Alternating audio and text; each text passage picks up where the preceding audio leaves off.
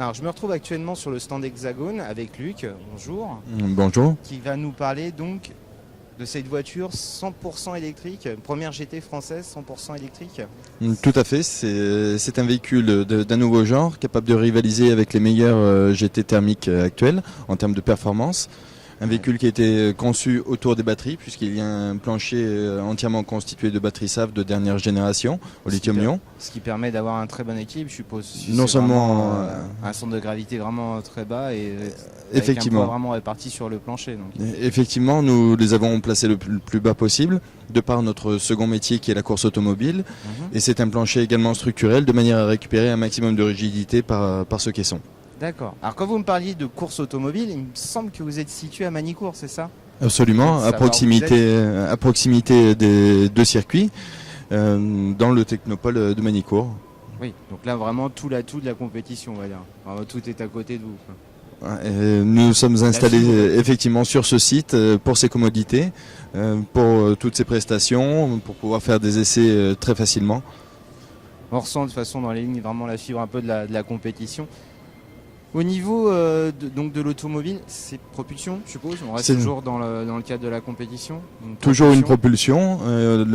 Cette voiture est propulsée par deux moteurs Siemens de toute dernière génération. C'est une technologie avant-gardiste qui a été présentée à l'occasion du mondial par Siemens. Ce sont de tout petits moteurs à très très haut rendement. D'accord.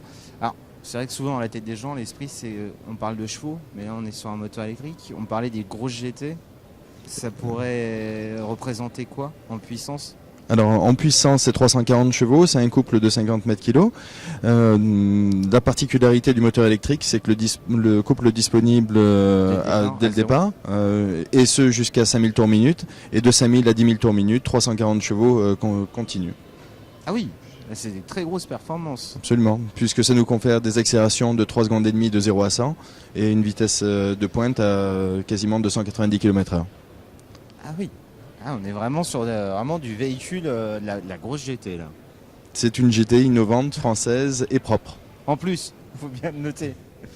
Je crois que vous avez aussi des autonomies qui sont assez impressionnantes avec ces nouvelles générations de batteries, parce que vous avez vraiment un kilométrage assez élevé pour une voiture qui est complètement électrique. Effectivement, nous avons une grande autonomie, mais plusieurs facteurs rentrent en jeu. Premièrement, l'aérodynamisme, également fait sur le technopole de Manicourt, avec une soufflerie qui servait également à la Formule 1. La nouvelle génération de batteries, en lithium-ion, ce sont les leaders mondiaux, Saft, basés à Bordeaux. Et cette motorisation à très haut rendement. Donc aujourd'hui, nous travaillons effectivement le rendement général du véhicule pour pouvoir atteindre un plus grand kilométrage. Alors dans un usage, on va dire normal, on peut atteindre un kilométrage à peu près on pourrait faire combien de kilomètres avec normalement? Alors sur cycle normalisé, un peu plus de 300 km. Sur autoroute à 130, c'est 200 km sur la seule énergie électrique. Et en option, il y a également un range extender, un générateur de grande autonomie, qui nous confère toute la liberté du monde pour pouvoir faire de longs parcours, mais au quotidien rouler sur la seule énergie électrique.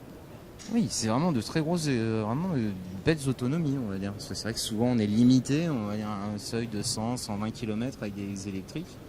Là, on a déjà de belles performances. Ce générateur de grande autonomie nous permet de pouvoir traverser la France à n'importe quel moment sans se poser la moindre question.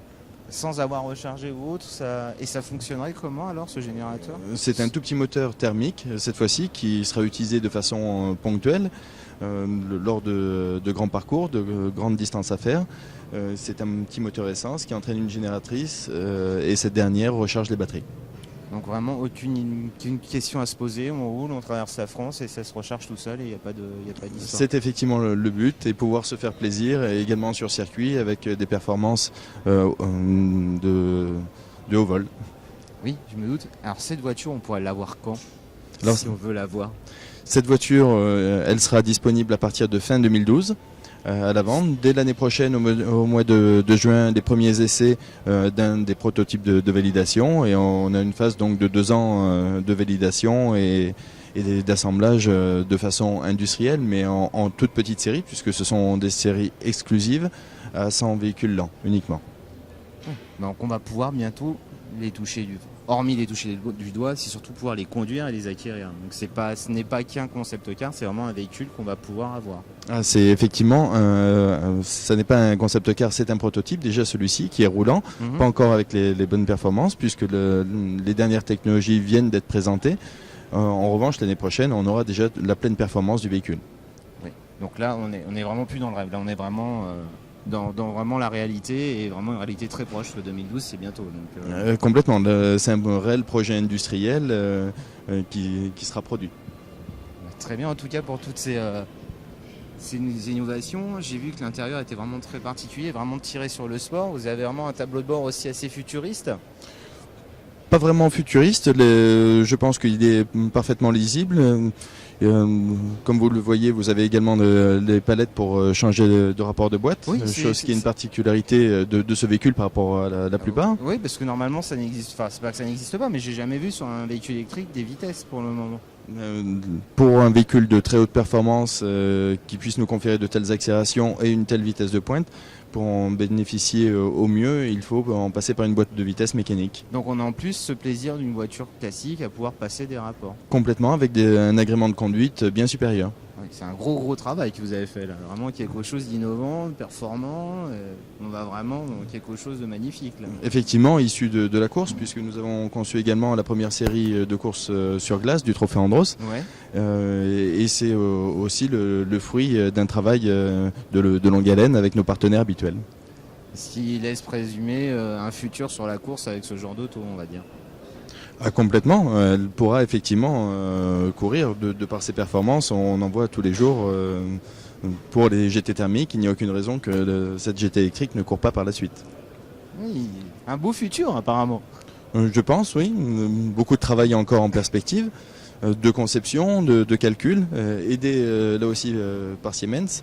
PLM, c'est une grosse et belle société et surtout une magnifique histoire puisqu'ils nous soutiennent, une toute petite entreprise comme la nôtre. Oui, ce qui est magnifique. Donc, ce qui veut dire que si on a les batteries dans le plancher, on a la possibilité de conserver un coffre. Tout à fait, un grand coffre. Ce qui est quand même particulier pour un véhicule de ce type. Et là, le fait d'avoir un coffre et surtout 4 places, puisque je peux monter sans toucher le plafond à l'arrière. Ça n'est pas non plus une limousine, mais c'est une vraie 4 places. Ce qui est splendide et un bel effort. C'est vrai que quand on voit la ligne, on n'imagine pas. Donc on a vraiment 4 places dans cette auto en plus. Effectivement, avec les 2 bossages que vous voyez sur le toit, qui vont relativement loin sur la lunette arrière, ça nous laisse beaucoup de liberté au niveau de la tête. Donc, tout a été vraiment pensé, on voit que ça a été vraiment travaillé et bien pensé. Simplement par des gens qui aiment ce type de véhicule. Qui ont pu constater un petit peu ce qui manquait dans les GT et au jour d'aujourd'hui on travaillait et on fait avancer les choses pour avoir une GT performante avec de l'espace et avoir un côté aussi famille on va dire. Disons que c'est pas forcément une grande familiale comme je vous le disais, ça n'est pas non plus une limousine, mais c'est une voiture effectivement dont on pourra servir tous les jours comme sur un circuit pour pouvoir se faire plaisir. Nous avons essayé de réunir toutes les qualités et comme c'est une conception complètement neuve, on a eu à faire un cahier des charges assez strict et ces nouvelles énergies nous procurent de gros avantages comme le faible volume des moteurs, ce qui nous laisse énormément de place pour le coffre et pour les passagers arrière.